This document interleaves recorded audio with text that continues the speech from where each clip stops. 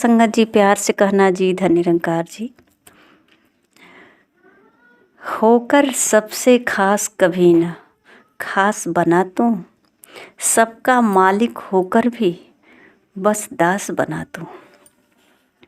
सात संगत जी, सदगुरु बाबा हरदेव सिंह जी महाराज एक ममता की मूर्त, जिनकी प्रशंसा कुछ इस तरह से मेरे हृदय में किया गया है। सब कुछ जाने बूझे फिर भी बनता है अनजान, बंदों में बंदा बनकर बैठा है जाने जान। इतनी गहराई से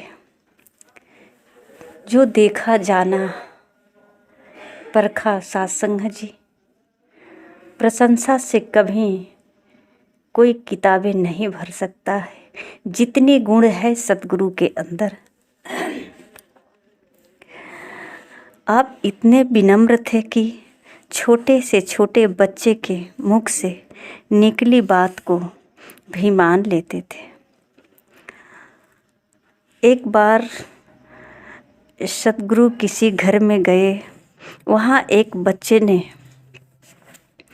बाबा जी से बोला, आप इस सोफे पर नहीं, मेरे पास आकर बैठिए।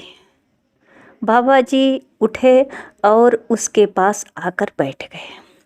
कुछ ही पल में छत का पंखा उसी सोफे पर आ गिरा जहाँ बाबा जी पहले बैठे हुए थे। बच्चे के मुख से सहज ही निकला, बाबा जी मैंने आपको बचा लिया, बाबा जी मैंने आपको बचा लिया। आपने मुस्कुराकर बड़ी विनम्रता से कहा, क्योंकि मैंने आपकी बात मान ली। इस प्रकार आपने उसको सहज में ही आज्ञा पालन की सीख दे दी कि मैंने आपकी बात मान ली। साथ संगत जी, सतगुरु की यही सिखलाई इनके भक्तों को, यानी जो सतगुरु के चरणों में आकर के सतगुरु के शब्दों पे विचार किया। और विचार क्या किया, अगर कहते हैं कि दिन है तो कह दो दिन है, कहते हैं रात है तो कह दो रात है। अगर छोटे से बच्चे की बात को बाबा जी नहीं मानते तो ये सीख कैसे मिलती। बाबा जी कहते थे, कोई बात नहीं, तुम ही आकर मेरे पास बैठो, मेरे गोद में बैठ जाओ। पर बाबा जी ने तो बच्चे की बात मान करके अपना जो है सोफा छोड़कर बच्चे के सोफे के पास बैठ गए। सत्संग जी, हर पल जो है यही सिखलाई मिलता है कि जो आदेश मिलता है संतों महापुरुषों का, सब में निराकार परमात्मा का एहसास करके मान लेना चाहिए। आजीवन नम्रता का पाठ पढ़ाने वाले सद्गुरु सत्संग जी सभी को यही पढ़ाते आए, और पढ़ाते ही नहीं बल्कि कर्म करके दिखाते आए। और सत्संग जी, सतगुरु के यही सिखलाई जो है भक्तजन अपने जीवन में अपनाने का प्रयास कर रहे हैं, अपना जीवन संवारने का प्रयास कर रहे हैं। सत्संग जी, नम्रता में नहीं आता। बाबा जी का कहना है कि नम्रता में नहीं आता वह महान नहीं बन सकता, क्योंकि जहाँ नम्रता नहीं, किसी को भी कहते हैं जो आदमी नम्रता में नहीं आता वो महान नहीं बन सकता, क्योंकि जहाँ नम्रता नहीं है वहाँ भक्ति भी नहीं है। नम्रता में न रहने से वह अहंकारी बन जाता है, उसके हृदय में द्वेष और दूसरों को नीचा दिखाने की भावना आ जाती है। सत्संग जी, हर मानव को केवल प्रेम करने की प्रेरणा देते ही नहीं बल्कि प्रेरणा बन गए, प्रेम करके दिखाए, सबके साथ एक दास भाव से जीवन जी कर दिखाए। बाबा जी ने ज्ञानवान महापुरुषों के बीच नम्रतापूर्वक झुकाव वाली धन निरंकार करने की खूबसूरत क्रिया को सुख समृद्धिदायक एवं संप्रदायक बताया। एक सत्संग जी दास्तान है कि एक पत्रकार जो है फोटोग्राफर बहन जी संत समागम के दौरान बाबा जी से अनेक फ़ोटो खींचती जा रही थी। एक संत ने जब उनसे पूछा कि आप सद्गुरु बाबा जी के इतने अधिक फ़ोटो क्यों ले रहे हैं, तो सत्संग जी तो उसने उत्तर दिया कि मैं देखना चाहती हूँ कि जब इनका जय घोष होता है, वक्ता या कवि गण इनका यशोगान करते हैं, तब इनके चेहरे के हाव भाव कैसे होता है।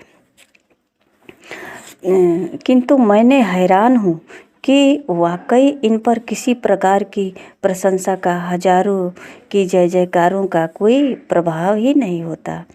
इससे जाहिर होता है कि ये कोई दिव्य विभूति हैं।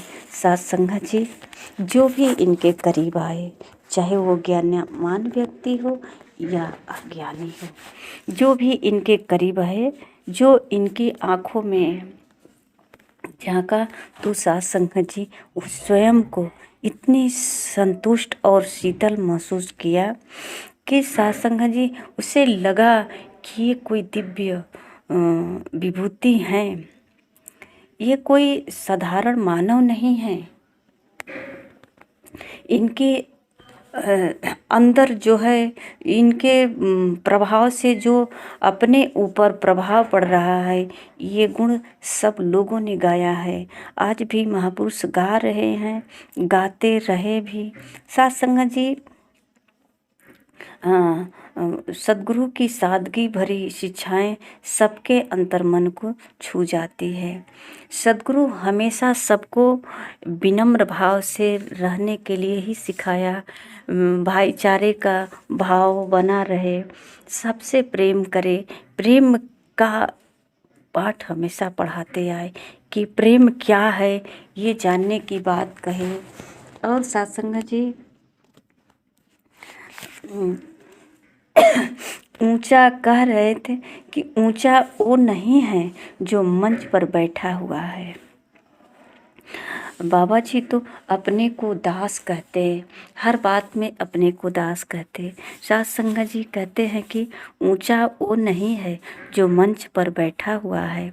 अगर दरी पर बैठा हुआ है, जोड़ों पर बैठा हुआ है, पर उनके भाव उत्तम है, तो वो ऐसे ही हैं जैसे वो मंच पर बैठा हुआ है।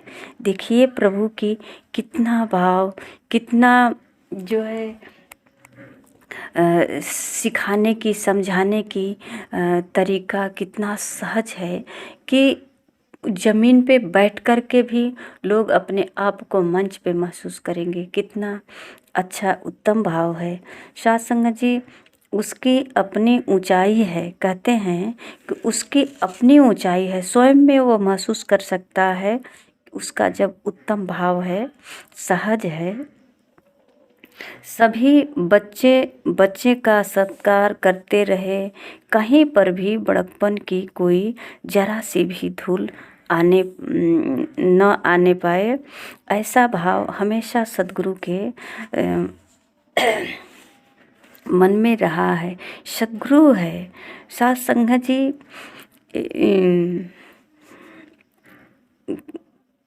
करते रहे, कहीं पर भी बड़प्पन की कोई जरा सी भी धूल इसलिए नहीं आया। आज सत्संग जी सब लोग केवल कहते ही नहीं हैं, सद्गुरु के चरणों में आ कर के ये परखा है, जाना है, सद्गुरु से सीखा है कि हमारे सद्गुरु जो है कितने सच्चे, कितने अच्छे। और सत्संग जी इतना ही नहीं बल्कि इतनी कृपालु हैं कि सत्संग जी ये जो है, इनके पास अगर कोई आता, कोई भी व्यक्ति इनके पास आता, तो एक बार एक बार आकर्षण से भर जाता और वो अपनी पहचान खो देता। उस लगता है कि अपनी तरफ जैसे चुंबक है ना, और लोहा करीब आया और अपने तरफ खींच लिया। ये सतगुरु का प्रभाव इस तरह से, इनकी खुशबू इस तरह से अपनी तरफ जीवात्मा को खींचता चला जाता और सब लोग खींचते चले जाते। सब लोग गदगद हो जाते, किसी के आंखों से आंसू आने लगता, प्यार छलकने लगता, कोई खो जाता, नाचने लगता, गाने लगता, कोई तालियां बजाता। सात संगत जी, सतगुरु इतना गुणवान है। और सात संगत जी इनके भाव भी इतने उत्तम है। तो सात संगत जी ऐसे ही हैं जैसे वो मंच पर बैठा हुआ है, उसकी अपनी ऊंचाई है। इस सतगुरु सबको सिखा रहे हैं, सबको बता रहे हैं कि कोई ज़मीन पे दर्री पे टाट पे बैठ करके ऐसा न उसे लगा कि जो मंच पर बैठा हुआ है वो ऊंचा है, महत्वपूर्ण व्यक्ति है, मैं नीचे हूँ तो मैं नीच हूँ, इस तरह का उसके अंदर निराशा का भाव न आए। सात संगत जी, वो मंच पर जो बैठा है उसके अंदर भी अहंकार न आए। कह रहे हैं कि उसके अंदर भी अहंकार न आए। दास भावना से हमेशा अपना जीवन व्यतीत करें। स्टेज पर भी बैठे हैं तो एक भाव ऐसा हो, दास भाव की हमें ये सेवा मिली है, चाहे 1.5 घंटे 2 घंटे का जो मिला है, ये सेवा मिला है। कहते हैं एक मस्कीन बनकर अपना कद ऊंचा करें, हमारा जीवन एक मुँह बोलती तस्वीर बनता चला जाए। सात संगत जी, एक महापुरुष कह रहे हैं कि एक बार बीकानेर राजस्थान में आकाशवाणी के निदेशक संगत में आए। संगत के बाद उन्होंने आपसे जिज्ञासावश प्रश्न किया, बाबा जी इस समागम में बैठे हुए संतजन आपको भगवान की संज्ञा दे रहे थे और आप अपने विचारों में स्वयं को दास बतला रहे थे। तो सात संगत जी, यह क्या है? सब कुछ नहीं आया। गुरुदेव ने फरमाया, भक्तों के भाव तो वे जाने, लेकिन दास तो खुद को घट घट में विराजमान निरंकार का दास ही बनता मानता है। सात संगत जी, ये भाव सदगुरु का जो है सबके दिलों में बस जाता है और सब लोग जो है यही प्रयास करते हैं कि आप सच्चे हो, मैं भी आपका भक्त, सच्चे भक्त बनकर अपना जीवन व्यतीत करूं। सात संगत जी, एक भजन आता है कि सतगुरु ऐसा बनूं निरंकारी, मेरे नाम से जाने न जाने, तेरे नाम से जग पहचाने। सतगुरु इतना ऊंचा है, इनकी हर महानता से सात संगत जी सारे भक्त अपने को जोड़ना चाहता है कि हम सतगुरु से जुड़ जाएंगे तो हमारी महानता बढ़ जाएगी।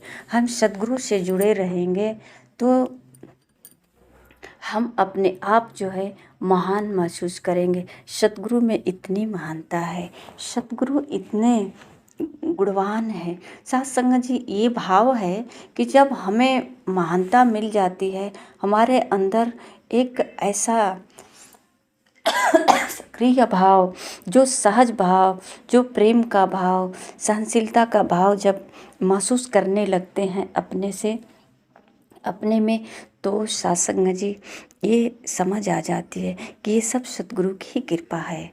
मेरे अंदर इतना कहाँ से गुण आ सकता है, मैं कैसे ऐसे बदल सकते हैं? ये तो सतगुरु ही सब कुछ बदल डाले। सहज ही सतगुरु से हमारा रिश्ता बना रहा, जुड़ाव रहा, हमेशा सतगुरु को महसूस किया स्मरण किया तो सत्संग जी सब में निराकार का एहसास सद्गुरु बता रहे हैं कि करते हैं, और यही सबको भी बताते हैं कि परमात्मा सब में है, सब में महसूस करके ही अपना जीवन व्यतीत करें। इससे कहीं भी रहेंगे तो हमारे जीवन में किसी प्रकार की कठिनाई महसूस नहीं होगा, और सुख भी महसूस नहीं होगा। हर समय जो है सत्संग जी महापुरुष उदाहरण देते हैं कि जैसे सूरज उगते समय भी लाल होता है और विसर्जन के समय भी लाल होता है, उसी प्रकार एक रस होते हैं महापुरुष दुख में और सुख में। और जैसे उगते हुए सूरज का लोग प्रणाम करते हैं और बिसरते हुए सूरज का भी प्रणाम करते हैं। तो सत्संग जी जिसके अंदर एक रस ये भाव आ जाता है, उसके सामने सब झुकते हैं, उसके नतमस्तक होते हैं। ये महान है, इस महानता का यही प्रमाण है सत्संग जी। प्यार से कहना जी, धन्य निरंकार जी।